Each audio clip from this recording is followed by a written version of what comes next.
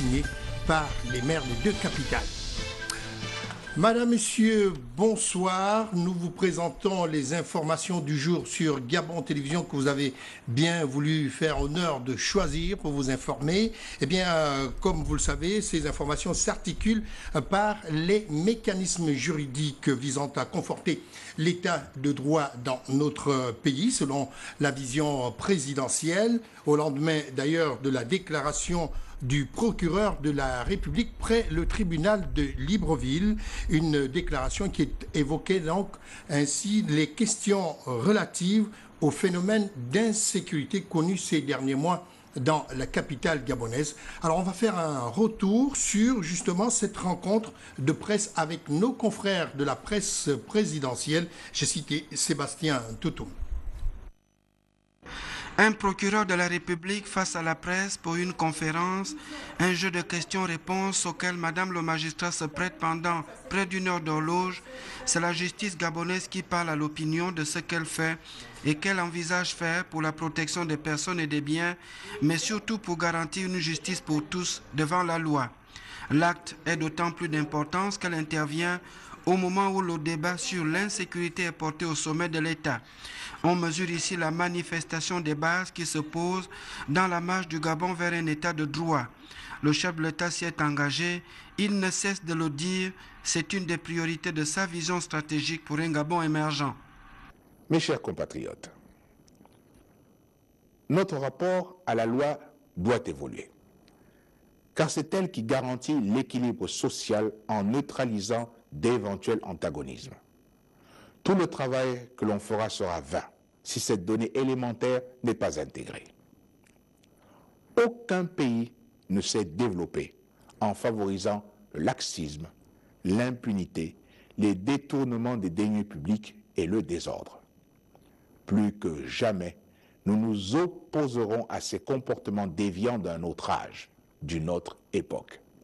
Président du Conseil supérieur de la magistrature, Ali Bongo Ondimba sait bien qu'un état de droit conduit au développement économique du pays dans la paix avec tout ce que cela occasionne comme implication des investisseurs et donc développement de la croissance et redistribution de la richesse nationale.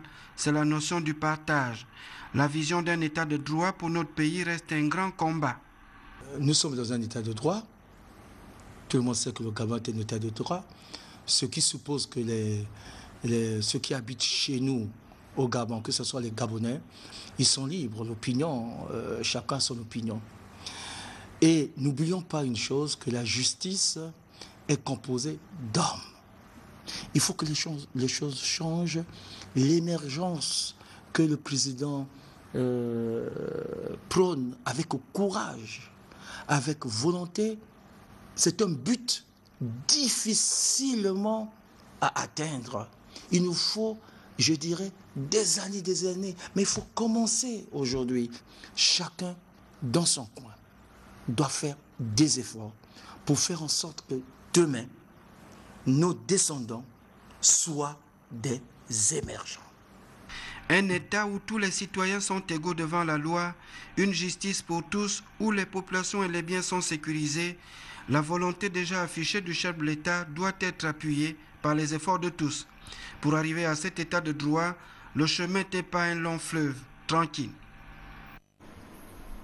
Et la SG est également appelée à participer donc à la résolution des problèmes d'insécurité dans notre pays par la mise en place donc des conditions qui doivent apporter la lumière dans tous les foyers, dans toutes les villes de notre pays. Les Librevillois célèbrent d'ailleurs le retour progressif des prestations en électricité. L'opération a été donc rendue réalisable grâce à l'approvisionnement en gaz justement de la centrale de Vendo. Alors, retour progressif, pourquoi? Parce que non définitif, l'énergie, vous le savez, reste une préoccupation fondamentale du chef de l'État, Ali Bongo Ondimba. Nous allons donc retrouver nos confrères de la presse présidentielle, en l'occurrence Lazoa Bonheur, Barthel Boisse et Cédric Aleka. Fini les communiqués stressants diffusés jadis en matinée pour informer les riverains de Libreville et d'Ovendo des quartiers retenus pour faire face aux coupures sectorielles initiées par Dame SEG. Ces communiqués stressants donc ont laissé la place à la déclaration des autorités de la Société d'énergie et d'eau du Gabon. Déclaration allant dans le sens de rassurer les populations de ce que les différentes nuits cauchemardesques laisseront progressivement la place au sommeil doux et paisible. La rapidité avec laquelle une solution a été proposée à ce problème participe de la volonté du président Ali Bongo Ondimba de coller à sa vision, garantir aux Gabonais un minimum appréciable. Nous nous souvenons de cette affirmation très connue de ses compatriotes: « Si le Gabonais se porte bien, je me porte également bien », fermé les guillemets. Bien sûr, le retour à l'éclairage permanent n'exclut pas d'autres délestages d'ici à septembre. Septembre considéré comme repère proposé au chef de l'État Ali Bongo Ondimba pour constituer la date butoir du retour définitif à la normale. Malheureusement, nous ne pouvons pas parler de bout de tunnel parce que nous sommes dans une situation critique qui va durer jusqu'à la fin de l'année 2012 et c'est la résultante du dynamisme économique que connaît la région de Libreville avec la multiplication de nouvelles industries, le développement de nouvelles zones d'urbanisme qui a entraîné une augmentation importante de la demande en électricité. Le gouvernement de la République a pris des initiatives qui consistent premièrement à la réorganisation du réseau de transport de la région de Libreville et en la diversification des moyens de production avec une nouvelle centrale thermique à Lenakiri. Toutes ces installations seront disponibles au mois de septembre 2012 et jusqu'à cette date, nous ne sommes pas à l'abri d'une éventuelle période de délestage. Mais à partir de septembre, nous pensons que cela sera un lointain souvenir pour les populations gabonaises. Je demande aux populations de la région de Libreville d'être un peu patientes en espérant que pour le mois de septembre, toutes les infrastructures initiées par le président de la République et le gouvernement puissent être disponibles et pourront répondre définitivement à leurs besoins en énergie électrique. L'énergie, signalons-le, est, avec la route, le nécessaire itinéraire pour l'accès de notre pays au développement. L'énergie, un facteur déterminant à même de faire correspondre le rêve du Gabon souhaitable au chemin du Gabon possible. Voilà, vous voyez ce sourire aux lèvres, c'est un sourire, je dirais tout à fait, si ce n'est pas de la tautologie, tout à fait jovial, puisque finalement, dans ce studio, nous avons Monsieur François Ombanda, qui est lui président, directeur général de la Société d'énergie et d'eau du Gabon, avec des bonnes nouvelles, peut-être des nouvelles encore rassurantes. Monsieur le Président, bonsoir. Bonsoir, Monsieur Mathieu Combat. Bien, vous avez suivi le reportage de nos confrères de la presse présidentielle. Ce soir, vous venez nous apporter des nouvelles importantes, ou plutôt aux téléspectateurs. Alors, aux téléspectateurs et d'abord à la population de l'agglomération de Libreville, je voudrais m'adresser à eux pour leur présenter tous nos regrets pour la situation qu'ils ont connue pendant 8 jours. Nous savons que c'est une situation qui a affecté la vie sociale des populations, mais également la vie économique de notre pays. Et nous pensons qu'avec la fin de cette crise, avec le retour du gaz depuis quelques jours, la vie va redevenir, comme vous l'avez souligné, progressivement à la normale. Il faut savoir que le gaz est revenu à Libreville dans la soirée de mardi et que l'alimentation de l'ensemble de l'agglomération a pu avoir lieu à partir de 23 h. Et c'est le cas encore aujourd'hui. Alors, qu'est-ce que l'on peut attendre par rapport à l'incident que nous avons connu? C'est le premier incident que nous connaissons sur le gazoduc qui nous alimente depuis 2008. Donc, c'est un premier incident que nous allons nous employer à analyser avec notre fournisseur. Il faut savoir qu'il y a un second lien qui alimente la ville de Libreville, c'est la ligne qui nous relie aux ouvrages hydroélectriques de Kingele et de Chimbele, et qui est également un lien fragile, parce que s'il y a un incident sur cet ouvrage, eh bien, ça nous privera de la moitié également de l'approvisionnement en électricité. Pour le moment, et ça c'est plus de 30 ans, plus de 40 ans que cette ligne est en service, on n'a pas eu ce type d'incident. Il faut espérer que ça n'arrive pas. Alors, comme l'a souligné le ministre, le retour à la normale n'empêche pas que nous puissions avoir de nouveaux incidents sur le réseau pour tout un tas de raisons. Il faut savoir qu'il n'a pas plu suffisamment. Je ne sais pas si vous l'avez observé comme nous, mais il n'a pas plu suffisamment. Et le barrage de Chimbele aujourd'hui n'est pas rempli, il est rempli à moitié. Et pendant les 10 jours de crise que nous avons connus avec l'arrêt de l'approvisionnement en gaz, nous avons utilisé 10% de la capacité du barrage. Ça veut dire que c'est une quantité d'eau qui ne sera plus disponible pour nous au mois de septembre. Et comme l'a souligné le ministre dans son propos tout à l'heure, le mois de septembre était un mois particulièrement critique parce qu'il correspond d'une part à un niveau bas du barrage, donc une quantité d'électricité relativement faible que nous pouvons produire, et en même temps le retour des activités après les vacances. Donc il y a une espèce de croisement de courbe, je crois que c'était c'est une expression à la mode, diminution de la capacité du barrage et augmentation des consommations. Donc nous serons dans cette période critique en attendant le retour des pluies qui peut intervenir soit le 15 septembre, soit le 1er octobre, mais soit plus tard. Et c'est là que nous sommes en période de danger.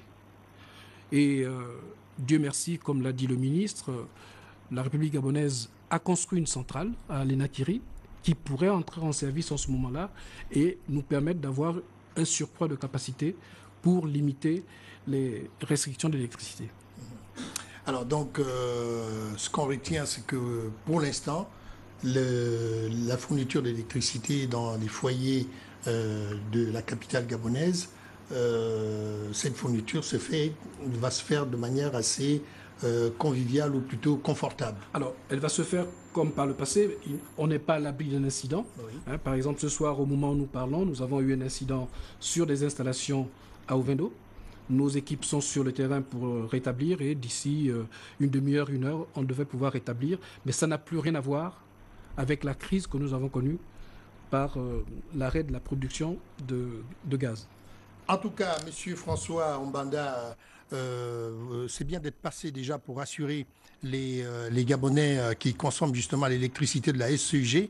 Mais ce qui est sûr, c'est que déjà là, nous vous formulons le vœu certainement de vous retrouver au cours d'une émission pour de long à large justement pour expliquer toutes ces choses aux Gabonais qui paraissent encore un peu floues aux yeux de la clientèle de la SEG qui ne comprend pas toujours comment le courant manque alors qu'on a des rivières, on a, comme vous venez de le dire tout à l'heure. Mais en tout cas, ce sera certainement dans une émission assez longue pour pouvoir vous exprimer et nous vous faisons déjà une invitation à ce sujet. Merci, M. Batikumba. Bien, alors nous restons ensemble juste le temps de voir cette visite ou cette invitation du président de l'Assemblée nationale gabonaise par son homologue de la Côte d'Ivoire à l'occasion donc de l'ouverture solennelle de la première session ordinaire de l'année 2012 du Parlement ivoirien.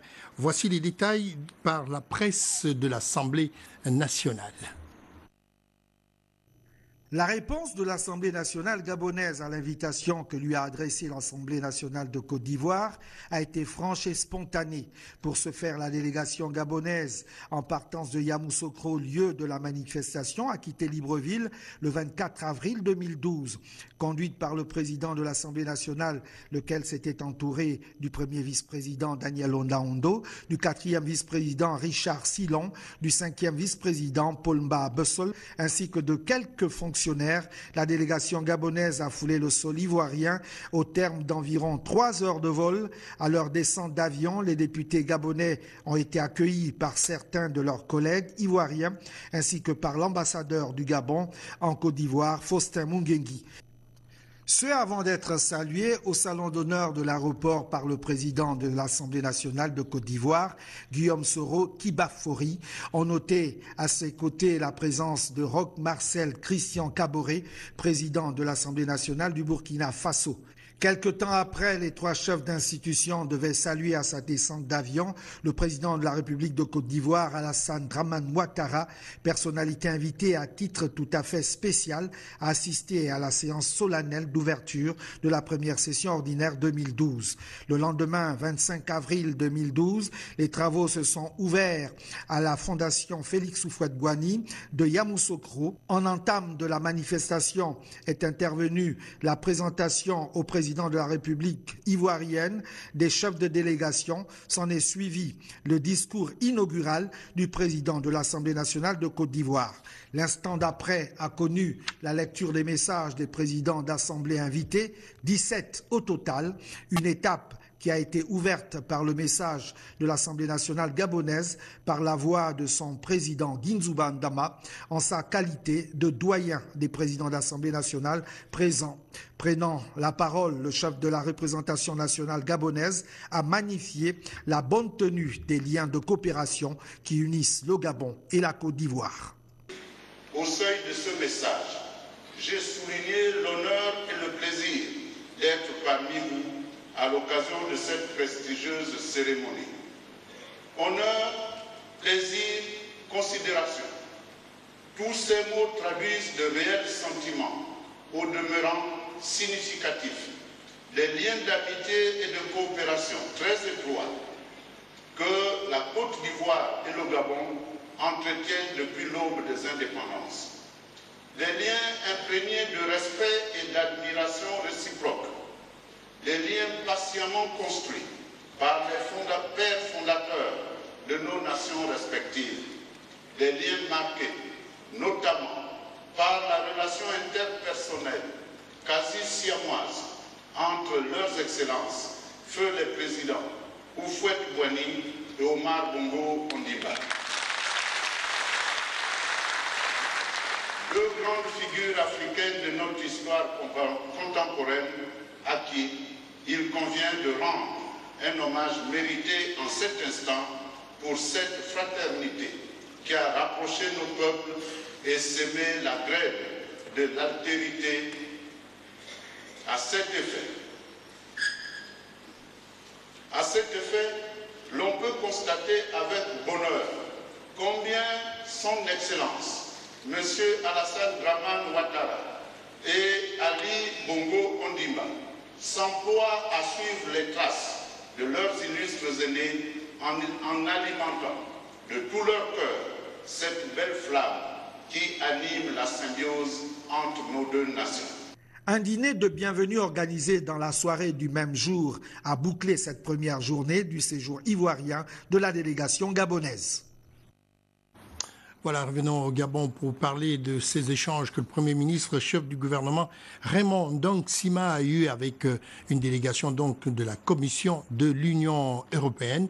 Au menu des discussions entre la délégation de la Commission de l'Union européenne et le Premier ministre, la coopération bilatérale dans le secteur de la pêche. On va suivre le reportage de Claudette Eworé-Richon, Olivier Antonio et Patrick Demabio.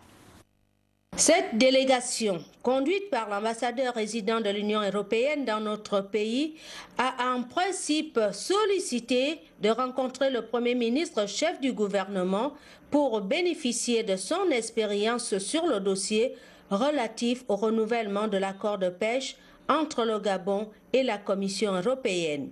Nous sommes venus voir M. le Premier ministre dans le cadre des négociations qui sont en cours sur le renouvellement du protocole de l'accord de pêche. C'est un sujet qui est bien connu de M. le Premier ministre étant donné ses fonctions précédentes. Les discussions, c'était sur comment avancer. Je pense que c'était très bien d'avoir vu M. le Premier ministre dans la mesure où c'est un accord complexe qui a des volets politiques, des volets de commerce et des volets de coopération. Et c'est important qu'au niveau des Gabonais, toutes les instances au niveau politique et technique soient impliquées et c'est un sujet que M. le Premier ministre connaît très bien. Précisons à toutes fins utiles que le représentant résident de l'UE était accompagné du directeur des affaires internationales des marchés et du chef d'unité des accords bilatéraux. Et puis, une importante délégation des deux chambres du Parlement originaire de la province du Wellington était également au cabinet du Premier ministre Raymond Ndong Sima. Ceci pourquoi? Bien, pour assurer le nouveau chef de la majorité présidentielle de leur soutien total à son action. On va retrouver la presse de la primature. Cette fois, c'est Charles Oganda Maganga, Alain-Serge Eyéné et Patrick Demabio. C'est une délégation forte de la vingtaine de parlementaires, sénateurs et députés que compte la province du Wellington, qui a été reçue en audience ce mercredi après-midi par le Premier ministre et désormais chef de la majorité parlementaire, Raymond Ndong Sima, lui-même député élu de la dernière législature. Les représentants des populations du Grand Nord, en tête desquels le doyen François Onongema et René Ndemezo-Biang, sont venus dire de vive voix au chef du gouvernement toute la joie et la fierté qui habitent les Wellentémois dans leur ensemble depuis la nomination par le président Ali Bongo Ondimba d'un fils de la province. L'audience qu'il a bien voulu nous accorder à notre demande, c'est une audience de félicitations, de joie, mais qui n'a rien d'autre. Nous ne sommes pas venus déjà l'envahir avec les doléances propres qu'au Wellentem, non? Cela viendra sûrement un peu plus tard. C'est notre rôle de parlementaire d'être auprès de tout chef de gouvernement, tout premier ministre. Nous sommes requis pour cet exercice, mais aujourd'hui, nous ne sommes pas venus dans un tel contexte. Nous sommes venus simplement lui adresser collectivement nos félicitations en tant que parlementaire. Lui-même appartient d'ailleurs à ce groupe des parlementaires du Wellentem. Plus qu'un simple geste de bon sens, cette rencontre est la tradition même de la reconnaissance faite à la province et à l'homme Raymond Dongsima par le président de la République, mais aussi et surtout la responsabilité qui incombe désormais au chef du gouvernement de traduire en acte la politique du chef de l'État. D'où l'intérêt pour ces politiques wellentémois de soutenir l'action du nouveau Premier ministre. Ne voyez surtout pas, et je crois aussi qu'il faut le dire, ce n'est pas pour nous approprier le Premier ministre, fut-il originaire de la province du Wellentem, il est d'abord le Premier ministre de la République, un Gabonais, parmi tant d'autres Gabonais. Cette rencontre entre le Premier ministre et les parlementaires du Wellentem a été l'occasion aussi de couper court à certaines rumeurs, notamment celle selon laquelle le nouveau Premier ministre n'avait pas le soutien des populations de sa province d'origine. Voilà, nous poursuivons cette édition d'information avec ce message. Le ministre de l'économie, de l'emploi et du développement durable porte à la connaissance des employeurs et des employés que conformément aux dispositions du décret, il est très long à lire, mais je vous épargne de numéro justement de ce décret qui a été publié donc le 29 juin 1998, qui réglemente donc le régime des jours fériés en République gabonaise et modifié en son article 2. Eh bien, la journée du mardi 1er mai 2012, marquant donc la journée de la fête du travail, est déclarée chômée, fériée et payée sur toute l'étendue du territoire national. Allons-y en image maintenant pour vous présenter les activités des ministres du gouvernement, en l'occurrence le ministre de l'Industrie, Régis Imongo, qui s'est entretenu donc avec le personnel du CEPIG. Le CEPIG, c'est le centre de la propriété industrielle. Alors, sur ces enjeux, justement, le ministre a présenté ce centre comme étant l'un des centres qui va donc permettre au Gabon également de présenter les enjeux dans l'émergence et surtout dans un contexte de reprise d'activité. Voici le reportage de Patrick Zorbocal sur les images de nos confrères de la deuxième chaîne de télévision. Après plusieurs mois d'hibernation, l'heure est à la reprise des activités au centre des propriétés industrielles du Gabon, CEPIG.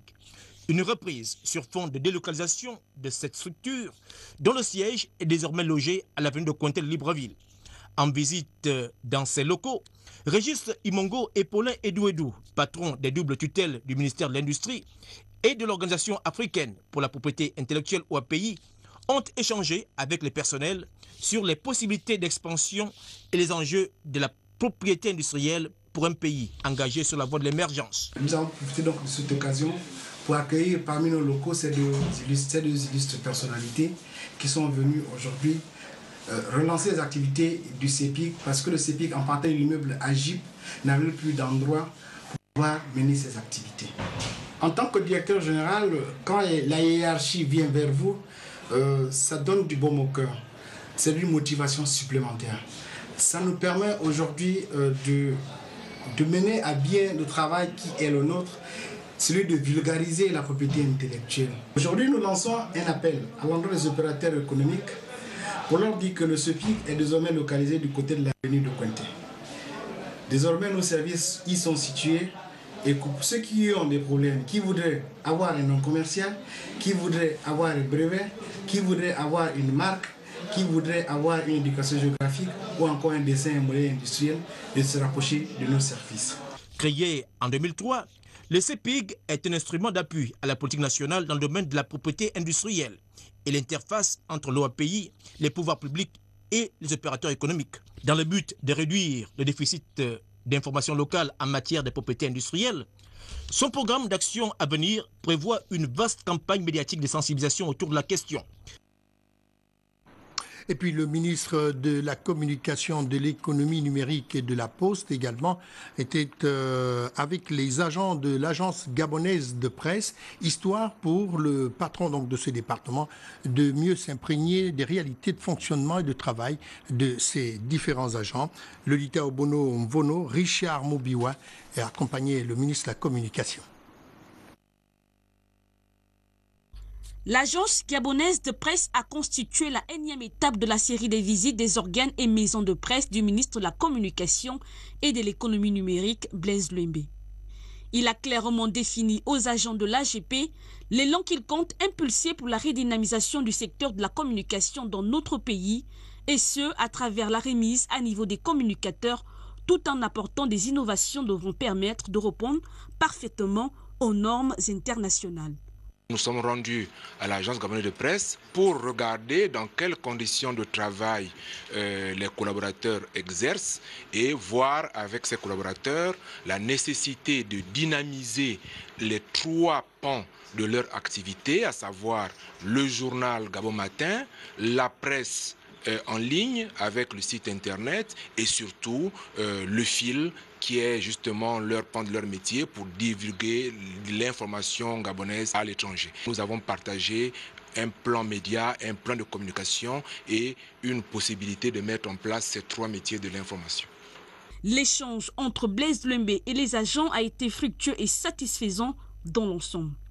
Les collaborateurs m'ont affirmé qu'il y avait nécessité dans l'immédiat de booster, et c'est le mot juste, booster la rédaction de Gabon Matin, de mettre en ligne tout de suite un site internet, mettre des techniciens dans ces domaines de compétences et surtout dynamiser, mailler le Gabon avec des correspondants de l'agence gabonaise de presse dans tout le pays, dans tous les ministères, pour que très vite nous captions l'information, nous la mettions en ligne aussi bien sur le fil, sur le site que dans le journal.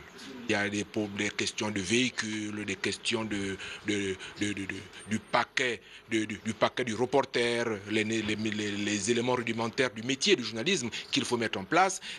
Entre les deux, nous allons mettre également en place une dynamisation de la formation des personnels. Après l'entretien avec les agents, le ministre a fait le porte-à-porte des bureaux pour toucher du doigt les réalités. Le processus qui viendra donner un nouveau souffle à l'AGP sera mis en œuvre dans les tout prochains jours.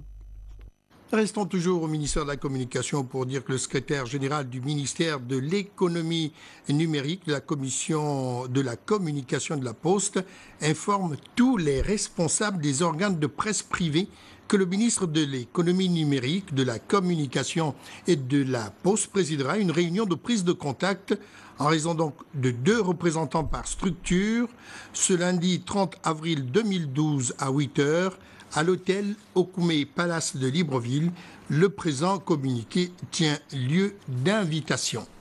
Je vous parlais de la 3e réunion de la commission mixte Gabon-Guinée équatoriale sur les flux migratoires. Les 2 pays font donc le point sur ce phénomène. Eh bien, ceci donc pour renforcer davantage les liens qui unissent ces 2 pays de l'Afrique centrale. On va voir tout cela avec Joyce Lorna Awangui pour le compte rendu. Les assises entrent dans le cadre des accords conclus lors de la réunion de la commission mixte permanente de sécurité tenue en janvier dernier dans la ville de Mongomo en Guinée équatoriale. L'occasion est donnée ici à Eustachion Seng Essono, ministre délégué aux Affaires étrangères équato-guinéen, de saluer la réussite de l'organisation de la Coupe d'Afrique des Nations et surtout la collaboration des deux pays.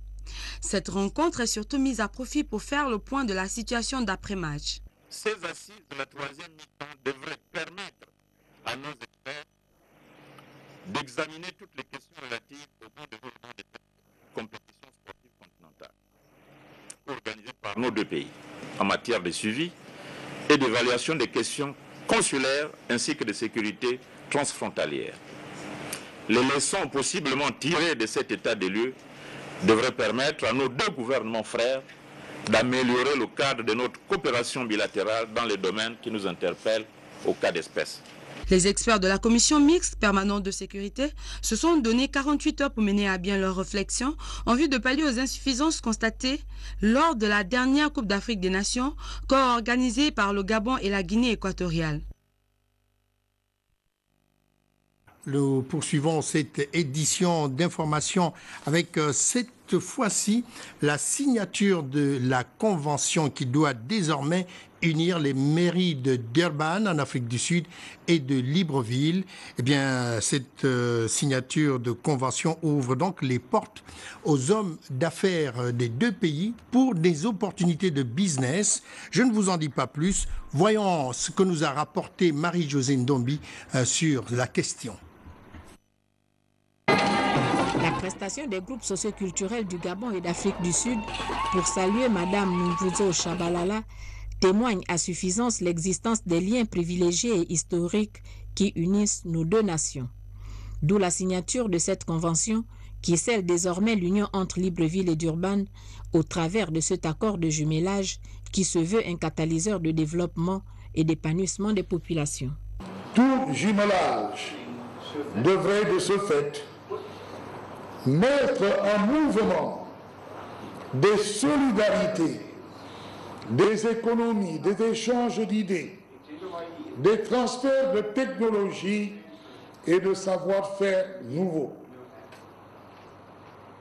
Dans cette optique, le jumelage, c'est aussi la réalisation des projets porteurs et salvateurs, à l'instar de ce que nous avons transmis et que nous souhaitons voir réalisé par nos partenaires de Durban. Composé d'une forte délégation d'hommes d'affaires qui trouveront à l'occasion des opportunités d'investissement avec leurs homologues de Libreville.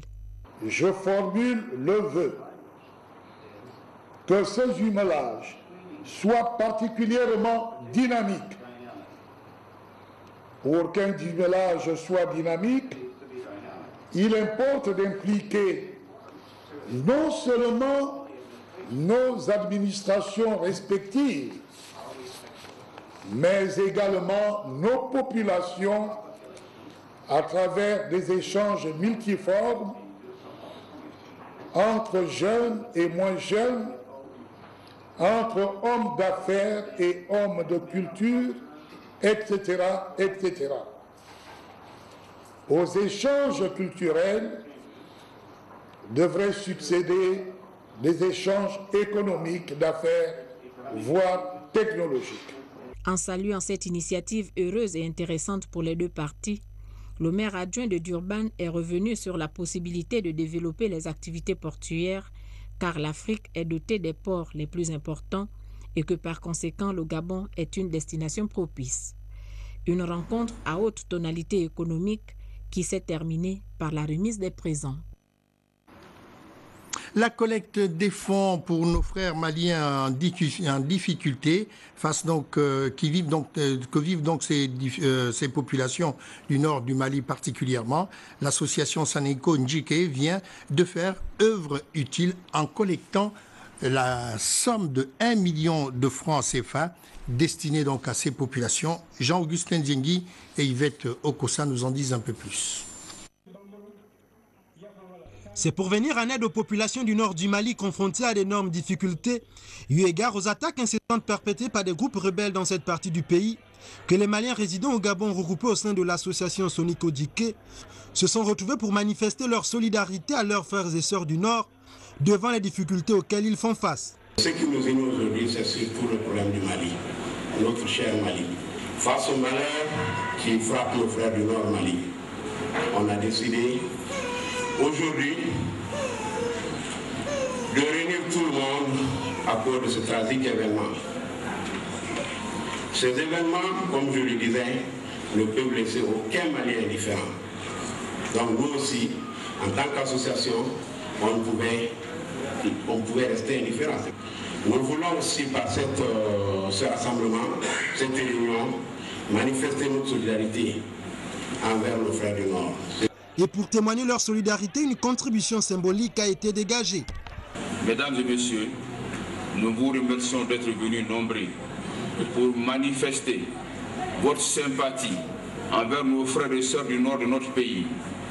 L'association Sonico Dike tient à manifester sa solidarité avec les populations du Nord, traumatisées par la guerre et tous les abus inimaginables qui en découlent, en apportant une contribution symbolique d'1 million de francs qui sera remis au Haut Conseil islamique pour une meilleure transmission.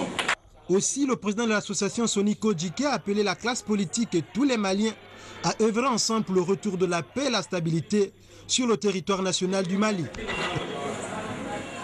Voilà une petite surprise dans cette édition d'information. On va parler de musique avec cette volonté d'un compatriote gabonais, une très grande volonté d'ailleurs, pour pouvoir mimer, faire des playbacks d'une grande star internationale de la musique pop qui est décédée. Alors je vous présente ce soir Michael Anissé. Bonsoir Michael Anissé. Bonsoir. Ça va? Ça va très bien. Bien, alors vous avez un concert ce week-end? Oui, tout à fait. J'ai un spectacle, en fait on va appeler ça spectacle de danse. Oui. Ce samedi 28, à partir de 20h30 à la Cité de la Démocratie. À la Cité de la Démocratie. Alors donc vous allez reprendre tout le répertoire de Michael Jackson? Tout à fait. Donc, pour tous ceux qui connaissent, les grands classiques du King of Pop, Michael Jackson. D'ailleurs, ce spectacle est intitulé The Legend Continues. Ça veut dire? Ça veut dire la légende continue. Donc en fait, là, on va faire une petite retranscription de tout ce qu'il a fait durant toute son existence, plus ou moins, c'est-à-dire artistiquement parlant. Donc des années 79, Jackson 5 des années 60-79, en passant par les années 80 jusqu'à sa C'est une grande passion pour vous, à ce qui semble. Ah oui. Alors vous avez été à Dubaï d'ailleurs et vous avez remporté un des prix justement qui avait été mis en compétition. Tout à fait. En deux secondes, racontez-nous, donnez-nous l'élément le plus important qui a déclenché tout cela. Ben, c'était en février de l'année dernière. C'est parti d'un rien. C'est le clip de Thriller, que le remake donc, c'est en fait une version gabonaise faite par Manouchka Labouba. Oui. Qui est une jeune que nous saluons au passage d'ailleurs, voilà, une jeune réalisatrice elle a gabonaise. réalisé avec moi en collaboration. On a pris du temps pour réaliser ce clip et on l'a mis sur Internet. En fait, c'était un concours de meilleures vidéos qui rendait hommage au King of Pop à Dubaï. Et ma vidéo a été parmi les vidéos sélectionnées, donc nominées. Et ils m'ont voilà, j'ai eu la chance d'être primé. Donc j'étais le meilleur. J'ai eu la meilleure représentation, le meilleur hommage rendu à Michael Jackson en Afrique noire. Alors vous avez rencontré quand même la famille de Michael Jackson. Vous avez eu quelques petits contacts quand même, hein? Ici au Gabon, j'ai eu la chance de rencontrer Jermaine Jackson. Oui. C'était une prestation vraiment inopportune. Hein? Et j'ai fait une prestation. Il a aimé. Il a demandé à discuter avec moi. Donc on s'est entretenu, on va dire, une dizaine de minutes. Il était question que nous retrouvions 2 semaines après. Oui. Et après, c'était compliqué, on ne s'est plus revu. Sinon, c'est le seul contact que j'ai eu avec la famille. Ah, d'accord. Bon, alors le spectacle, il coûte combien? Alors le spectacle, il a 10 000 francs CFA, prix unique. Il débutera vraiment effectivement à 20h30, pour ceux qui savent comment je travaille. Il est vraiment 20h30 et donc je précise qu'il y aura des navettes effectivement qui effectueront le transport du public, donc du portail à la salle et inverse. Donc dès 19h, le transport sera effectué. Et les billets sont... Je demande aux gens vraiment de se bouger parce que les billets sont en train de finir. Ouais. Donc, le jour du spectacle, les billets se vendront aussi sur le lieu même. Alors, une précision. Rapidement. Oui, c'est-à-dire que ce spectacle, c'est un spectacle que je fais en hommage à Michael Jackson d'une part, mais surtout c'est un spectacle qui est demandé par les Dubaïotes, donc pour les habitants de Dubaïotes, qui d'ailleurs arrivent demain à Libreville pour ce spectacle. Ah, ils vous soutiennent beaucoup, les Dubaïotes. Oui, okay. Il y a quatre membres d'une grosse structure là-bas à Dubaï qui veulent voir ce spectacle parce qu'il se propose de le réaliser, s'il est super bien fait, il se propose de le réaliser là-bas, dans un mois. Alors Michael Anissé, on vous dit donc bon vent et nous vous félicitons d'ailleurs et nous vous encourageons pour tout ce que vous faites. Voilà, merci.